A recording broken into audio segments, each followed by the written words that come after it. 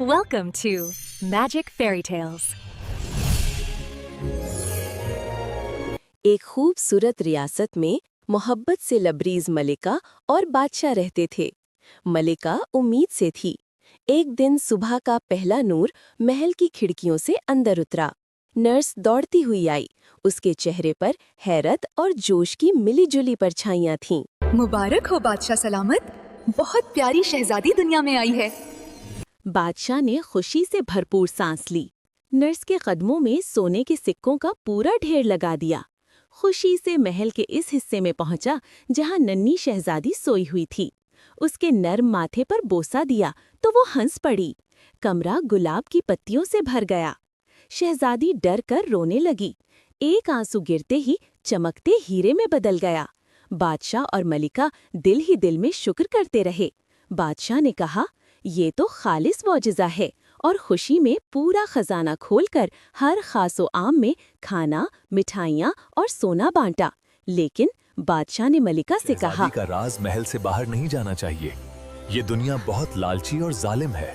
शहजादी का नाम हीरा रखा गया और इसे महल के सबसे ऊंचे मीनार में छुपाकर रखा गया। 2 नौकरानियां उसकी खिदमत के लिए साथ रहती थीं, ताकि इसकी चमक किसी लालची इंसान की नजर में ना पड़े। मगर तकदीर के अपने ही रास्ते होते हैं। एक दिन शहजादी हीरा ने सोचा, क्या अच्छा हो आज महल के बाग में थोड़ी देर टहला जाए। वो आहिस्ता आहिस्ता मीनार की सीढ़ियां उतरने लगी, मगर अचानक उसका नाजुक पांव फिसला और वो जोर से जमीन पर गिरी। दर्द की शिद्दत से उसकी आंखों में आंसू भर आए और जैसे ही आंसू जमीन पर गिरा, वो दोबारा हीरा बन गया। इसी वक्त महल में मौजूद एक लालची सौदागर जो हीरों की तिजारत के लिए महल के अंदर घूम रहा था, ये सारा मंजर देख रहा था।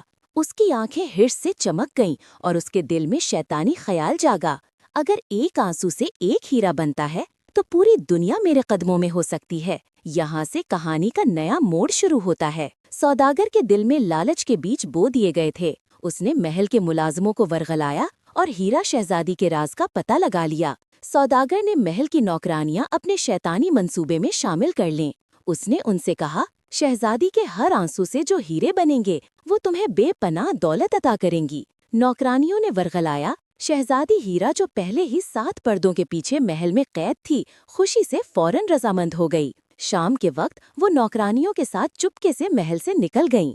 वो झील के किनारे पहुंची, नीले पानी में उतरकर खेलने लगीं। नौकरानियां चुपचाप छुप गईं ताकि किसी की नजर न पड़े। सौदागर ने निकाब पहना, घोड़े पर सवार होकर शहजादी की पैरवी की। वो आहिस्ता आहिस्ता करीब आया और शहजादी को अगवा करके अपने शीशे के महल में ले जाकर कैद कर लिया। शहजादी हीरा सदमे और खौफ से रोती जा रही थी। जैसे ही उसके आंसू जमीन पर गिरते वो हीरे में बदल जाते और पूरा कमरा चमकने लगता। सौदागर की खुशी की इंतहा न रही। शहजादी के हर आंसू से हीरा बनता गया। सौदागर का महल हीरे से भर चुका था। ये मंजर देखकर सौदागर खुशी से अपने हवास खो बैठा और नौकरानियों ने वापस जाकर बादशाह को शहजादी के अगवा का किस्सा सुना दिया। बादशाह ने फौरन ऐलान किया, जो कोई भी मेरी बेटी को वापस ढूंढ कर ले आएगा, मैं उसे ऐसी दौलत से नवाजूंगा जो कभी खत्म नहीं होगी।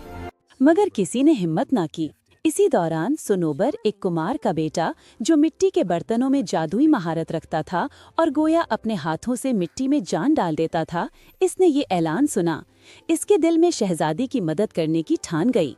वो जंगलों से गुजरता हुआ एक इंतहाई ऊंचे और अजीब महल के पास पहुंचा, जिसके मीनार शीशे से बने थे। शहजादी विंडो खोलकर हवा का एहसास ले रही थी और पूरा कमरा हीरे से दमक रहा था। सुनूबर ने देखा कि हर तरफ पहरेदार मौजूद हैं, मगर अपनी महारत से पहरेदारों की नजरों से बचता हुआ विंडो तक पहुंच गया। इसने अपनी आंखों से देखा कि शहजादी हीरा रोती जा रही है और कमरा हीरे से भरा हुआ है। ये लम्हा सुनोबर के लिए एक जादुई और खतरनाक मिशन की शुरुआत था। सौदागर के आदमी तेजी से हीरे समेट रहे थे, मगर जैसे ही शहजादी का रोना रुक गया, हीरे बनना बंद हो गए और वो हीरे की बोरियां भरकर ले गए। सौदागर बार बार झूठ बोलकर शहजादी को रुलाता। कभी कहता बादशाह को मार दिया गया है, कभी कहता मलका की मौत हो गई है। सुनोबर रोज जाता और रास्ता तलाश करता कि पहरेदारों से छुपकर अंदर जा सके। एक दिन सुनोबर ने हिम्मत करके अंदर दाखिल हुआ। शहजादी उसे देखकर डर गई और घबराकर बोली, चोर चोर। चोर होता तो चोरी करके चला जाता। मैं तुम्हें चराने आया हूँ। शहजादी हैरान हुई कि पहली बार किसी ने उसे कहा कि उसे हीरे नहीं चाहिए। वो हंसने लगी और कमरा फूल की पत्तियों से भर गया। सुनोबर ने एक गुलाबी पत्ती उठाकर कहा, आपकी मुस्कुराहट तो हीरों से भी ज्यादा कीमती है। सच? सुनोबर अक्सर शहजादी से मिलने आता और मिट्टी के खिलौने, कभी गुड़िया, कभी भालू लाता, जो बोलकर शहजादी से बातें करते और शहजादी का दिल बहलाते। सौदागर के पास इतने हीरे जमा हो गए कि उसने वजीर और महल के बहुत से लोग हीरे देकर साथ मिला लिए। महल पर कब्जा कर लिया। सौदागर के मुलाजिमों ने खबर दी कि महल में अब हीरे की बजाय फूल बरसने लगे हैं। सौदागर खुद शहजादी के कमरे में आया। उसके पास मौजूद गुड़िया जो सनोबर ने दी थी, सौदागर ने तोड़ दी। शहजादी इतना रोई कि पूरा कमरा दोबारा हीरे से भर गया। जो खिलौने सनोबर लाता, शहजादी उनसे खेलती। उसकी हंसी से कमरा फूलों से भर जाता। सौदागर आता, खिलौने तोड़ देता और पूछता, आखिर कहाँ से आते हैं मेरे हीरों के दुश्मन? एक दिन सनोबर आया, अपनी बांसुरी बजाकर उदास शहजादी को हंसाने लगा। तभी सौदागर उसी वक्त कमरे में दाखिल हुआ और सनोबर को कैद खाने में डाल दिया गया। शहजादी हीरा बेबसी से रो रही थी, जबकि सौदागर जोर से हंसता हुआ बोला, अब तुम रोती रहोगी और मेरा खजाना बढ़ता रहेगा। और सनोबर, इस नाकारा मिट्टी वाले को मैं तुम्हारी आंखों के सामने मार डालूंगा। तुम चीखोगी, रोगी और मेरे खजाने में हीरे बरसते रहेंगे। सनोबर को घसीटकर जेल में फेंक दिया गया। रात भर शहजादी रोती रही और उसके आंसू हीरे बनकर महल के खजानों को भरने लगे। अगली सुबह सौदागर ने ऐलान कर दिया, आज सनोबर को मौत की सजा दी जाएगी। मगर उसे ये मालूम ना था कि सनोबर और मिट्टी का रिश्ता आम ना था। कैद खाने में सनोबर ने फर्श की ईंट निकाली, जमीन की नर्म मिट्टी को हाथ में लिया और आहिस्ता आहिस्ता खोदना शुरू कर दिया। वो मिट्टी निकालता जाता और उसी मिट्टी से छोटे छोटे पुतलों की फौज बनाता जाता, जो शक्ल में नन्ही थी मगर ताकत में आम इंसानों से कई गुना ज्यादा। जब सौदागर के सिपाही सनोबर को कत्लगाह की तरफ ले जाने लगे, अचानक जेल की जमीन हिलने लगी। मिट्टी के पुतले जिंदा हो गए। वो उछलते, गरजते और जंग के लिए तैयार खड़े थे। इधर सौदागर की संगदिली यही नहीं रुकी। बादशाह और मलका को भी कमजोर, बीमार हालत में कत्लगाह पर लाया गया। शहजादी हीरा को लोहे की भारी जंजीरों में जकड़ के सामने खड़ा कर दिया गया, ताकि वो भी अपनी आंखों से सनोबर को मरता देखे और रोएं और सौदागर के खजाने में मजीद हीरे बरसें। शहजादी ने जैसे ही अपने कमजोर वालदैन की तरफ देखा, उसके दिल पर पहाड़ टूट पड़ा। सौदागर हंस रहा था।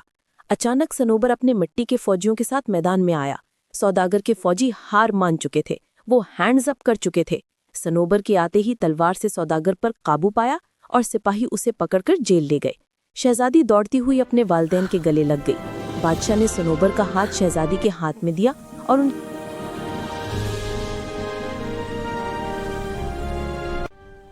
Thanks for watching.